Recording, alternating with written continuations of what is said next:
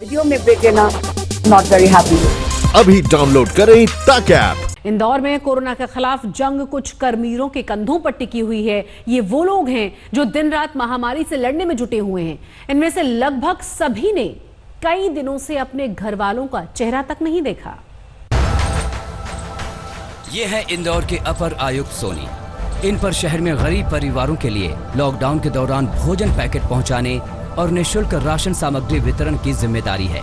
संकट बड़ा है और चुनौतियां बड़ी है, लिहाजा वो पिछले 10 दिनों से अपने घर नहीं गए हैं, अपनी बेटी का मुंह तक नहीं देखा है, ताकि कोरोना के खिलाफ जंग जीत सके। चूँकि देखिए ना, ये बहुत टेम्पररी चीज़ है। ऐसा नहीं कि हम लंबे समय के लिए बाहर हैं। परिवार चूँकि इंदौर में ही कांटेक्ट में रहते हैं और ये बहुत ही प्रायोरिटी वाली चीज़ है, तो दोनों में तुलना नहीं करना चाहिए, क्योंकि ये एक ऐसा काम है जिसको टॉप मोस्ट प्रायोरिटी देनी चाहिए। और मैं और मेरी टीम है ना लगातार कोशिश करती है कि इसको प्रायोरिटी पर रखें। संदीप सोनी की तरह कई अधिकारी हैं जिनके कंधों पर इन दिनों इंदौर में कोरोना से बढ़ते स्पीड को काबू में करने की जिम्मेदारी है। इस संकट के वक्त इंदौर के इन कोरोना वॉरियर्स को न परिवार की चिंता है और न ही किसी और चीज की। उन पर बस एक ही धुन सवार है कि हर हाल में महामारी को हराना है। कोरोना वॉरियर्स की मेहनत और मोर्चाबंदी के बीच सियासत अपनी राह पर है। विपक्ष सरकार से जवाब मांग रहा है। सत्ता संभालते ही शिवराज सिंह चौहान के सामने कोरोना संकट मुंह बाए खड़ा हो गया। ऊपर से इंदौर के बढ़ते मामले और विपक्ष के सवाल। लेकिन शिवराज सियासत के पुराने खिलाड़ी हैं। इन्हें पता है कि जो पूछ रहे हैं उन्हें जवाब कैसे मिलेगा। पहले ये रोग काफी फैल चुका था। आश्चर्यजनक रूप से फरवरी और मार्च के महीने में जो मृत्यु का आंकड़ा वहां अधिक हुआ था, मतलब रोग पहले से था, निदान की कोई व्यवस्था ही नहीं की गई और इसलिए वहां पेशेंट्स एक विशेष इलाके में बढ़े, 3-4 बस्तियों में बढ़े। अगर आप देखेंगे तो पॉजिटिव जो पेशेंट्स हैं उनका 80% से ज्यादा हिस्सा वहीं से आता है। उनके लिए हमने अलग रणनीति बनाई। पहले कई तरह की गलतफहमियां थी, इलाज कराने में कई तरह की बाधाएं आई, लेकिन उन बाधाओं को दूर किया और अब सारे इंदौर को एक किया। आंकड़ा जी ये बड़ा, इसका मूल कारण है कि सरकार का फेल्यूर मैनेजमेंट। आपने अधिकारी नए भेज दिए, अधिकारी नए भेजे तो टास्क फोर्स बना दिया, कौन उन पे कंट्रोल करेगा कोई स्थिति नहीं है। किट और जो मेडिकल इक्विपमेंट लगने थे उनकी बहुत ज़्यादा कमी हुई। फिर चूंकि राशन की वितरण की व्यवस्था सही नहीं थी तो लोगों में होच पोच रहा और लॉकडाउन का उतना सही तरीके से गरीबों ने पालन नहीं किया। ऐसे कई बद इंतजामी इस सरकार ने की और उसी का नतीजा रहा कि इस इंदौर को उसकी सजा मिली। ये वक्त सियासत का नहीं है, बल्कि सबको मिलकर संकट से निजात पाने का है। किसी भी तरह इंदौर से कोरोना को बाहर निकाल फेंकने का है और इसके लिए लोगों का सहयोग बेहद जरूरी है। कुछ दिनों पहले डॉक्टरों पर हमले की तस्वीरों ने पूरे शहर को शर्मसार किया था, लेकिन इंदौर को इस बात का ध्यान रखना होगा कि वो तस्वीरें रिपीट ना हों। इंदौर से धर्मेंद्र शर्मा के साथ आज तक ब्यूरो। कोरोना संक्रमण के बीच कई शहरों में सड़कों पर गिरे हुए नोटों का अजीबोगरीब इत्तेफाक सामने आया है। झारखंड से लेकर गुजरात तक सड़कों पर नोट मिल रहे हैं, लेकिन कोई उन्हें डर की वजह से हाथ नहीं लगा रहा है। कहीं ये कोरोना फैलाने की साजिश तो नहीं है। अलग अलग शहरों पर ऐसी ही खबरों पर इस रिपोर्ट को देखिए आप। 100 के नोट, 200 के नोट, 100 के नोट सड़क पर बिखरे पड़े मिले तो हड़कंप मच गया। देश ने पहली बार नोट बटोरने का ऐसा अभियान देखा। 10,000 रुपए सड़क पर पड़े होने की खबर लगी तो पुलिस वाले मौके पर पहुंचे। नगर निगम की टीम भी आ गई, मेडिकल टीम भी तैनात हो गई। फिर शुरू हो गई मुहिम। देखिए कैसे इन नोटों को इकट्ठा किया जा रहा है। एक पुलिस वाला लकड़ी के टुकड़ों की मदद से उठा रहा है तो दूसरा पुलिस वाला पॉलीथीन में उसे रख रहा है। कोई उन नोटों को हाथ से छूने की हिमाकत नहीं कर पा रहा। आखिर ऐसा क्यों है? इन रुपयों को छूने से हर कोई क्यों डर रहा है? ऐसा कौन सा खतरा है इन नोटों में? दरअसल इन नोटों की वजह से पूरे इलाके में दहशत फैल गई। कोई अनजान शख्स रुपयों को फेंक कर गायब हो गया। जब इलाके के लोगों की नजर इन पर पड़ी तो वो सहम गए। उन्हें डर था कि नोटों को फेंकने वाले ने शायद कोरोना फैलाने के लिए ऐसा किया होगा। इसी डर से नगर निगम के अधिकारी भी नोटों को सैनिटाइज करते नजर आए।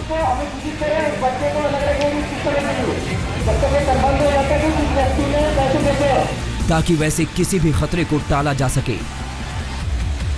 क्षेत्र में भ्रमण कर रही पुलिस बल को यह सूचना मिली थी कि खातीपुरा धर्मशाला के सामने मुख्य मार्ग पर कुछ नोट पड़े हुए हैं। इस सूचना पर पुलिस बल मौके पर पहुंचा और जब उक्त नोटों को वहां देखने पर उनका कोई स्वामित्व नहीं प्रकट हुआ तब उन्हें सैनिटाइज करके जब्त किया गया है। उक्त नोट किसी के गिर गए हैं या किसी ने फेंके हैं, इस संबंध में अभी स्थिति स्पष्ट नहीं है। प्रकरण इस संबंध में जांच पुलिस के द्वारा की जा रही है। इंदौर जैसी घटना झारखंड के रामगढ़ में भी सामने आई। वहां 500-500 के 4 नोट सड़क पर फेंके हुए मिले। यहां भी पुलिस ने बड़ी सावधानी से सभी नोटों को उठाया और पॉलिथीन में रखकर अपने साथ ले गई। अफवाह थी कि इन नोटों में किसी कोरोना पीड़ित ने थूक लगाकर फेंका है। फिलहाल पुलिस ने तमाम अफवाहों को बेबुनियाद बताया है। इस बीच सूरत के चांदनी चौक इलाके में भी सड़क पर 500, 200 और 100 के नोटों के पड़े होने की खबर आई। अब जरा गुजरात के राजकोट की इन तस्वीरों को देखिए। लाल रंग की एक कार से 500 रुपए के नोट उड़ाए गए। पुलिस फिलहाल इस कार की तलाश कर रही है। 4 दिन पहले अलीगढ़ में भी नोट फेंके जाने की खबरें आई। लोगों ने बताया कि बाइक सवार युवकों ने थूक लगाकर नोटों को ऐसे बिखेर दिया और फरार हो गए। 2 बाइक सवार आए और बाइक को स्लो करते हुए उन्होंने नोट निकाल के तो और मुंह में से थूक लगा के यहाँ पे फेंके। इन तमाम घटनाओं का सच क्या है ये तो जांच के बाद ही पता चलेगा, लेकिन सवाल है कि आखिर वो लोग कौन हैं जो ऐसा करके कोरोना का खौफ बढ़ा रहे हैं। आज तक ब्यूरो। दिल्ली निजामुद्दीन मरकज मामले में एक चौंकाने वाला खुलासा हुआ है। दरअसल रोहिंग्या समुदाय के लोग भी जमात में शामिल हुए थे, फिर गायब हो गए, अपने कैंप वापस ही नहीं लौटे। अब गृह मंत्रालय ने चिट्ठी लिखकर राज्यों को आगाह किया है और उनकी तलाश का निर्देश दिया है।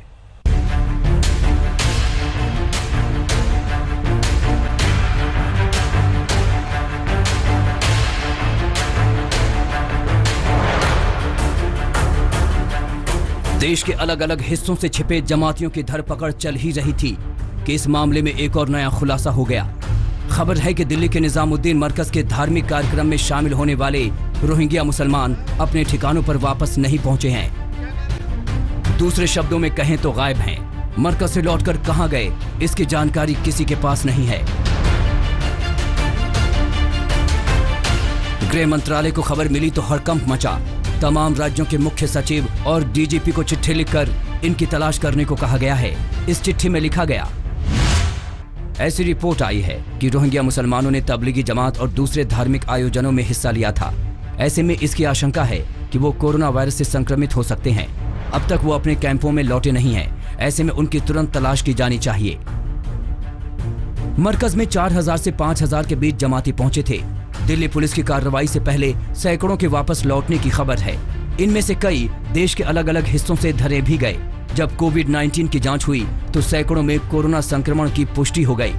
देश भर में 25,000 से ज्यादा लोग क्वारंटीन किए गए।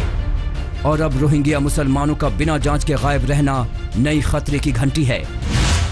गृह मंत्रालय के मुताबिक तेलंगाना में रहने वाले रोहिंग्या समुदाय के लोगों ने तबलीगी जमात के जलसे में हरियाणा के मेवात में हिस्सा लिया था। यही लोग दिल्ली के निजामुद्दीन मरकज में भी शामिल हुए थे। रोहिंग्या समुदाय से जुड़े लोग श्रम विहार और शाहीन बाग भी गए थे, लेकिन मरकज से निकलने के बाद अब इनका कोई पता नहीं है। जाहिर है उनका कैंप ना लौटना खतरनाक भी है और साजिशपूर्ण भी नजर आ रहा है। आखिर वो क्यों छिपे हुए हैं? वायरस के संक्रमण के लिहाज से भी और सुरक्षा की दृष्टि से उनका पकड़ा जाना जरूरी है। कमलजीत संधू के साथ जितेंद्र बहादुर सिंह, दिल्ली आज तक। तबलीगी जमात के मुखिया मौलाना साद दिल्ली में कहां छुपा हुआ है, इसका पता क्राइम ब्रांच की टीम लगातार लगा रही है। और इसी बीच आज तक ने मौलाना साद के राजदार मुफ्ती शहजाद से बात की। सुनिए इस एक्सक्लूसिव बातचीत में शहजाद ने मरकज और मौलाना साद को लेकर क्या क्या खुलासे किए। आज तक पर बोलेगा मौलाना साद का करीबी और राजदार। मौलाना का राजदार खोलेगा मरकज के राज। मौलाना का राजदार बताएगा कहां छिपा है मौलाना साद। राजदार ने क्राइम ब्रांच को पूछताछ में क्या बताया। आज तक संवाददाता अरविंद ओझा ने मौलाना साद के करीबी मौलाना मुफ्ती शहजाद से फोन पर एक्सक्लूसिव बातचीत की। सुनिए दिल्ली में मौलाना साद के ठिकाने को लेकर मुफ्ती शहजाद ने क्या बताया। मौलाना साद से आखिरी बार आपकी बात कब हुई थी? मौलाना से तो मेरी उनके फोन पे तो कभी बात नहीं होती, उनके बेटों से बात हुई थी। क्या बोला उन्होंने? सईद से। तो अभी कहाँ है मौलाना साहब? जाकिर नगर में ही है ना? इतना पता है मुझे दिल्ली में, मुझे अभी ये भी नहीं पता कहाँ पर है। मतलब दिल्ली में है, ये जानकारी है? हाँ, कहाँ है मुझे नहीं पता।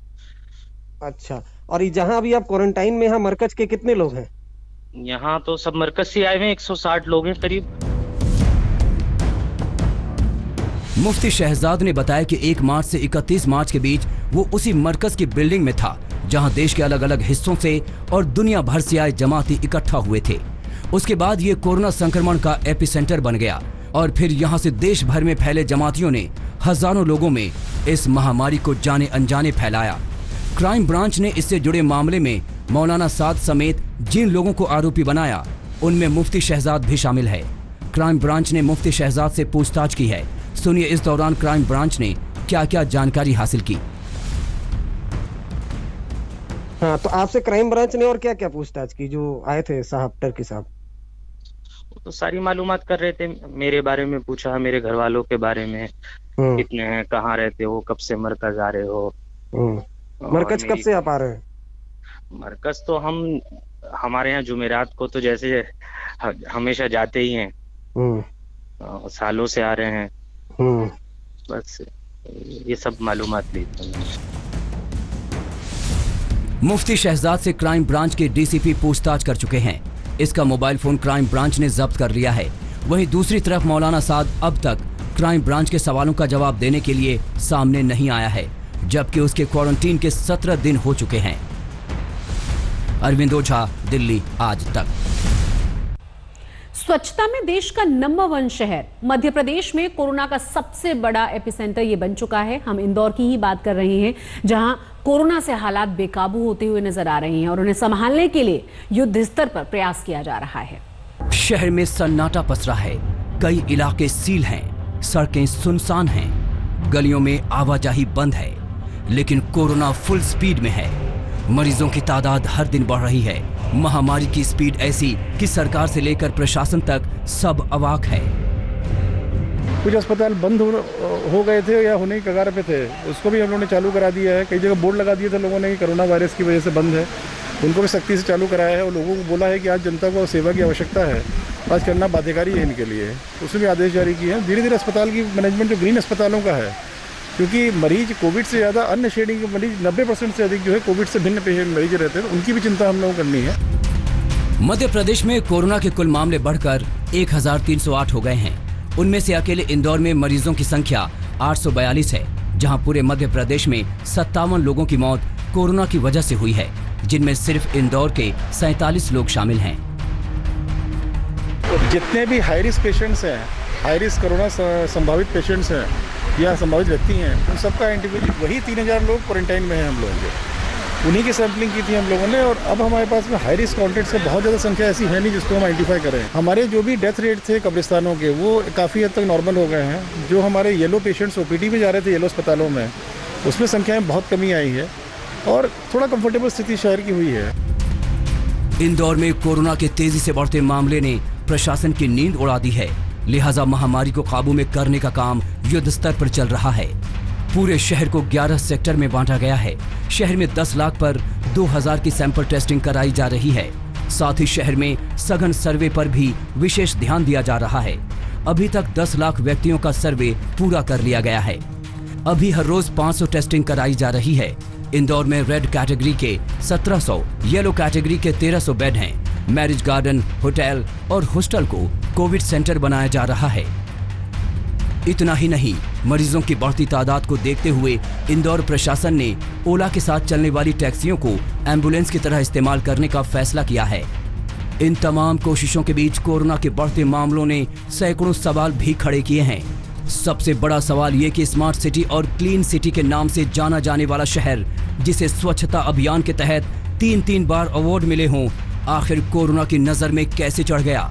शहर के कलेक्टर की माने तो कोरोना एयरपोर्ट के रास्ते दाखिल हुआ। मेरा ही मानना है कि एयरपोर्ट के जो यात्रियों की स्क्रीनिंग प्रॉपर होना, उनका होम क्वारंटाइन सख्ती से कराना है। जो भी लोग थे 5-6 हज़ार लोग, उनका सख्ती से होम क्वारंटाइन होता तो उनको अगर कहीं बाहर की जो फ्लाइट्स आ रही हैं, उनसे जो मेंबर्स आ रहे हैं वो कहीं शहर में ना घूमें। मेन तो फ्लाइट से ही आया है, एयरपोर्ट के माध्यम से ही आया है पूरा ये। मतलब ये कि कोरोना को रोकने के लिए स्क्रीनिंग वक्त पर शुरू नहीं हुई और जब हुई भी तो ठीक से नहीं की गई। कोरोना संक्रमित मरीज शहर में आते गए और मामला बढ़ता गया। अब तो रफ्तार बढ़ रही है, लेकिन सरकार और प्रशासन को उम्मीद है कि जल्द ही सब कुछ काबू में हो जाएगा। इंदौर से धर्मेंद्र शर्मा के साथ आज तक ब्यूरो। नमस्कार, मैं हूं अंजना ओम कश्यप। हमें उम्मीद है ये वीडियो आपको पसंद आया होगा। लेटेस्ट खबरों के लिए यूं ही देखते रहिए आज तक और इस वीडियो के पसंद आने पर लाइक, शेयर एंड सब्सक्राइब करना ना भूलें।